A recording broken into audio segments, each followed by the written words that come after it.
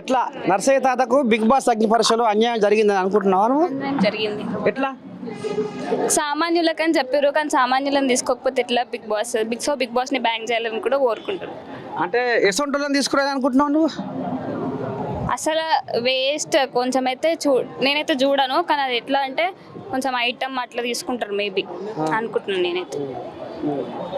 ఇప్పుడు ఏం లేదు బిగ్ బాస్ వల్ల, అసలు దానివల్ల ఏం చూడము మనము, అసలు ఏమైనా ఉపయోగం ఉందా అంటే ఏమీ లేదు. అసలు ఎందుకు బిగ్ బాస్ షో అనేది, దాన్ని బ్యాన్ చేస్తే బెస్ట్ కదా అని అనుకుంటున్నాను నేను. ఇప్పుడు అక్కడ నర్సయ్య తాత తెలుగు పాట పాడిండు ఒకటి, మన తెలుగు మల్లె పువ్వుల పరిమళించేరా, ఈ తెలుగును శ్వాసిస్తూ మనసు పులకరించేరా, మన తెలుగు మన తెలుగు మన తెలుగు,